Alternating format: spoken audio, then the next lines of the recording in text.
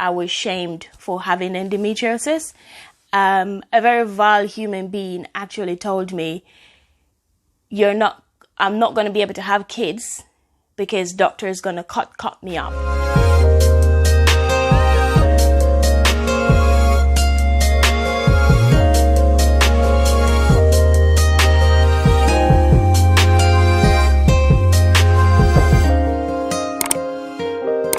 Gwaan Peeps, welcome back to my channel. If you're new here, my name is Monique and this is Just Monique. Welcome, welcome, welcome. I did a get to know me video, so if you're new or if you haven't seen it before, definitely check that out. I'll make sure I'll leave it linked above.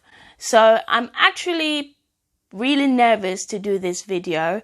I filmed it before, so this is my second take, but I deleted it because I was so nervous. My voice was crackling, my pitch was off, my tone was up and down, and I was talking way too fast. So if you hear anything like that throughout this video, it's because I'm nervous and because the topic is so personal and I'm so passionate about it that it comes across as me being nervous. So apologies in advance. In this video, I wanted to talk about endometriosis.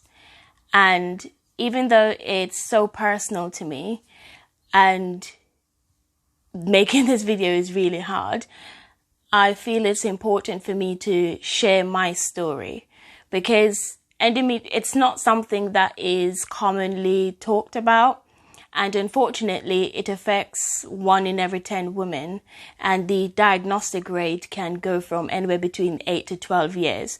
So someone you know, or you maybe living with endometriosis, experiencing the symptoms on a daily basis and not knowing what it is, or can't find a closure or an answer to your question. So if someone you know or yourself can identify or relate to my symptoms in this video and be a step closer in diagnosing yourself or assessing yourself, then all the nerves and the pressure of making this video, it will be well worth it. Another reason why I wanted to do this video is because personally I was shamed for having endometriosis. A very vile human being actually told me, I'm not going to be able to have kids because doctor is going to cut me up. And for someone else to say, for another human being to say that to me, it really, really cut me deep. But it made me realize how uneducated people are about endometriosis. And plain and simple, if you don't know what it is, it's basically tissue or similar tissue in the womb or the uterus growing outside of the womb. So it's tissue growing where it's not supposed to be. So you didn't do anything for it to have the disease. You didn't do anything wrong. There's no explained reason or cause for the disease. So there's nothing to be ashamed of, and there's nothing for you to shame people about. So I just want to clear the air on that and create a safe space for that before I get into it. Also, before I get into it, make sure you like, subscribe, comment. Through this video, I'm going to go through when my symptoms first started up until the point I was diagnosed and treated. So if you've watched my Get to Know Me video before, you know that I'm Jamaican, so I was born in Jamaica. And so I first started experiencing my symptoms in Jamaica. They started in high school, and I was a really, really late bloomer. So I've actually hit puberty the right way in high school. So my first symptoms, it started with pain and bleeding. Now, my period used to come for, say, 1 day, 2 days, and while my friends were having period for 5 days to a week. So I was actually gassed about that. I'm not going to lie, I was actually gassed about that because I used to be like to my friends, oh, you're seeing your period for 5 days and I'm just seeing my period for 1 day or 2 days. What I failed to realize at the time was, yes, they were seeing their period for 5 days to a week. But girl, child, I was seeing my period 3-4 times in that 1 month, sometimes more depending on how that month went with my body. So I was seeing my period. It came for 1 or 2 days, and I was having that cycle for 2, 3, 4, 5 days, 5 different times in the 1 month. And on top of that, I had the pain to back it. So I used to have pain before, during, and after my period episodes. I was having my period 3, 4, 5 different times in the month, and I was having pain for those periods well after those periods. So I was in a constant state of pain.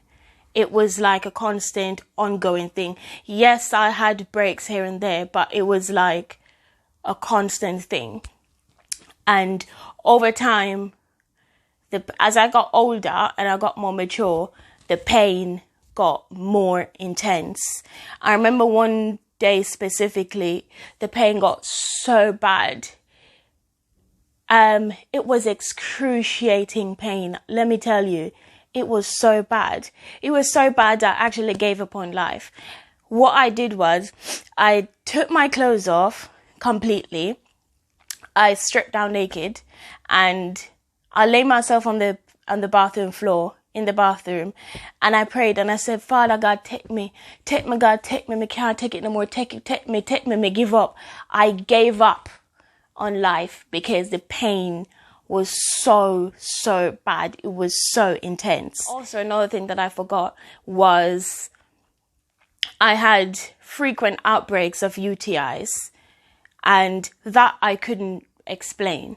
And that made me go to the gynecologist quite often. I was at the gyno like every other month because of the pain, of the bleeding, of the UTIs. The explanation that the gyno gave to me is that I have a low cervix and a low womb, so that caused the pain and the bleeding. And for the UTIs, he told me that I'm allergic to certain things, so certain underwear. I'm allergic to certain what other things called? Pads, sanitary napkins. He said I was allergic to those as well. So that is the diagnosis I got, and that is what I ran with. When I moved to London, that is when all shit, pardon my language, hit the fan. It's almost like my symptoms went on steroids. You know, like when Popeye drink the spinach or eat the spinach, and then he turns into this big hunk of a guy. That's what my symptoms did. And I started to experience new symptoms. And that's why it's so important for people with endometriosis or having the symptoms of endometriosis to know their body and to realize that your lifestyle actually ties in to your symptoms. Because when I moved to the UK, my life did a total 180. I had more responsibilities, had more stress, new job, new studying, the pressure of meeting new people, everything. I started going to the gym, so I started to be more body conscious, and those played a critical role in how severe my symptoms got. I'm just going to give you a rundown of the list of symptoms that I had at the time. So I had really bad headaches, really bad lower abdomen pain, and it was more concentrated on the left side of my belly. And I was aware that if I did something, it will cause an outbreak. Outbreak? Yeah. I was conscious, say, if I couldn't do a normal shopping trip to walk. And people, some of my friends were like, they know I hate walking. And it's because if I walk too much, then I would have a flare-up. That's what I was searching for, flare-up, not outbreak, flare-up. And if I walk too much, my belly will hurt, like really bad. And it was like a stabbing pain. I would have back pain along with it, and I would bleed if I walk more than 10 minutes. If I in the gym, if I did a high intensity workout, if I jumped too much, or if I lift a certain weight, I would have a flare up. If I got too overwhelmed, so I had to even control my emotions, because if I got too overwhelmed, if I got too worked up, if I got too excited,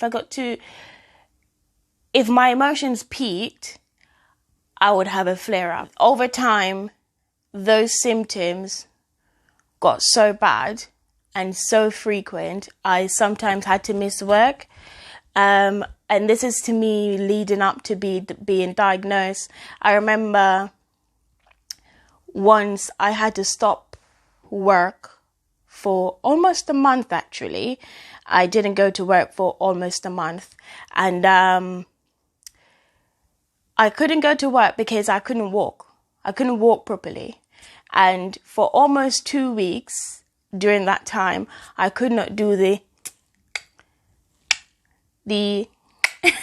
so I'm going to be really disgusting, but I could not do the do for about 2 weeks. For a good time, I could not do the do. I was keeping it because it was so painful for me to go to the toilet. Let me tell you, there would be like going to the toilet on a regular basis, I would bleed. Okay. But during this episode, it was so painful. I tried to keep it as long as I possibly could. And I remember it was a morning. On that morning when I could not hold it anymore, I don't know what happened, but I feel like I passed out in the bathroom because of all the pain. And my sister came in and she touched me and she said, "What's wrong?" And I said, "Call mommy." But my mom was at work. So my mom's friend took me to the emergency room. At the emergency room, I explained to the doctor what happened, and he said it's hemorrhoids. So he gave me hemorrhoid cream. And after a couple of days of using the hemorrhoids cream, it didn't do anything. So yeah, I just started to, I said to myself, oh, maybe it takes some time for it to work. Then I was having the worst headache of my life. I ended up back into the ER a couple of days after because the pain, as I said, was so bad. My headache was so bad and I was still feeling all that pain down there. And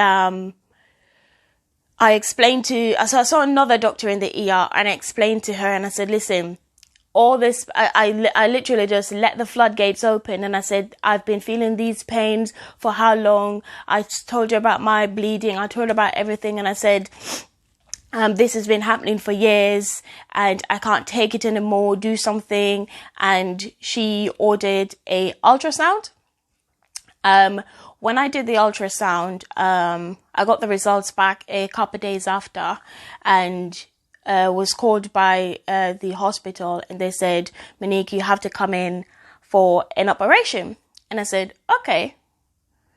Because in my mind, I expected something. And they said, oh, you have to come in next week. And I was like, what? And I was like, at that point, I was like, why do I have to, like, you know, if you're in London, you know, the NHS don't give you operations like just like that. So I was like, wow, something is really happening. So I got scheduled for the operation because they saw some mass in the ultrasound. So they thought it was the C word. I hate saying this because someone died from it, cancer.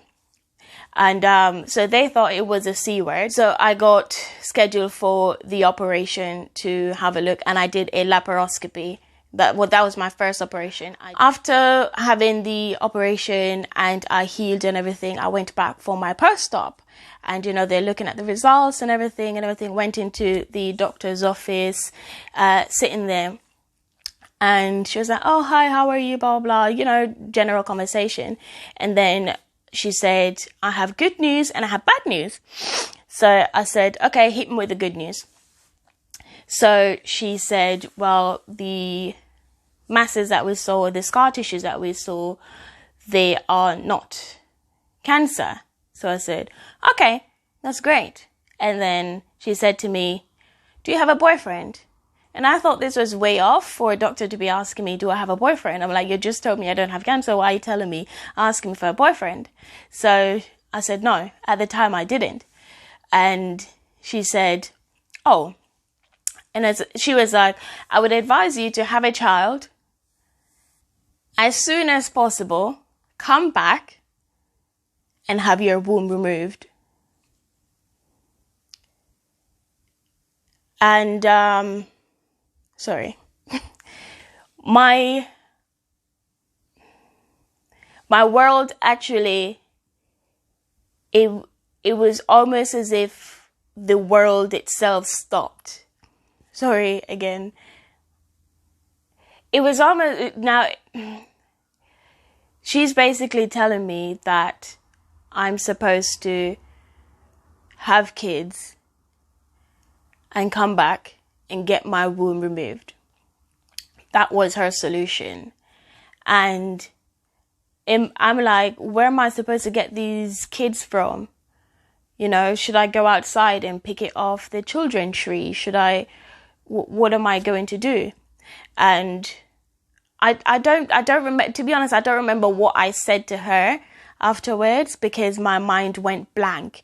But I do know I was stressed the F out. I was stressed out because I had to struggle with or make the decision of, okay, do I want to continue having this pain, having the discomfort, living my life like this, bleeding all the time, having pain all the time, missing work, missing out on things because of this issue? Or do I want to remove my womb and then remove my hopes of having Izzy and Annie? Those are my future kids, by the way.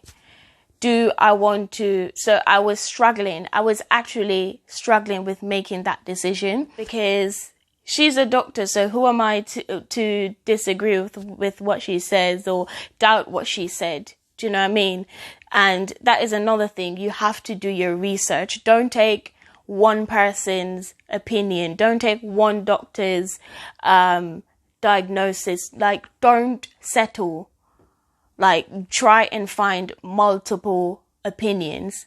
So after stressing and thinking for a while, I said, you know what, let me look into this myself a bit more.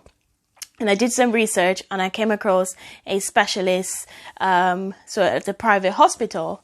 And I was like, you know what, I'm going to see this guy. I'm going to see this man. And I actually call him my heaven sent. He's actually an angel. So I went to see him. I'm not going to call his name, but if you want, then just drop me a DM on Instagram and I'll be more than happy to share his information.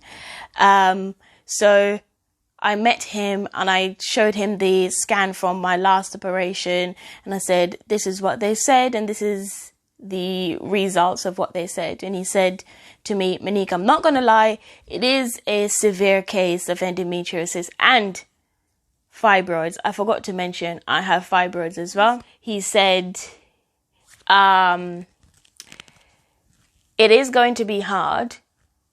It is going to take absolutely more than one operation, but we can get it done. I did 3 more operations after that. So in total, I did 4. Now, I can honestly say that my symptoms have drastically decreased. Like I am now again in control of my life. For struggling for so many years, I am in control. The last time I remember being this in control of my life, of my own body, was before puberty. And I've literally just done this. I had my last operation. What month are we in? I had my last operation November last year, 2019. So I literally just got control of my life again. So if I would give any advice to anyone, that is, if you've made it this far in the video, thank you, by the way, you're a rock star. But if I could give any advice to anyone watching this video, is to know your body. Like, you know your body. You know when something is wrong. You know when something is off. You know when something is going on.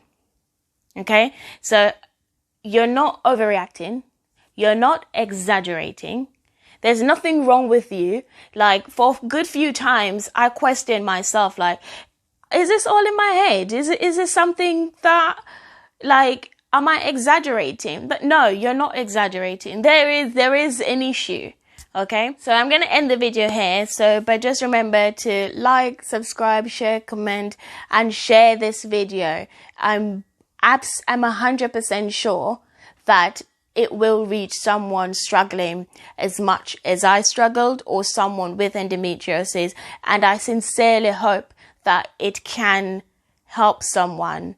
As I said, if this helps one person, then all the nerves and everything that I've been feeling for doing this video, all the reservations for doing it, will be well worth it. So thank you again for watching. Like, subscribe, comment, and bye guys.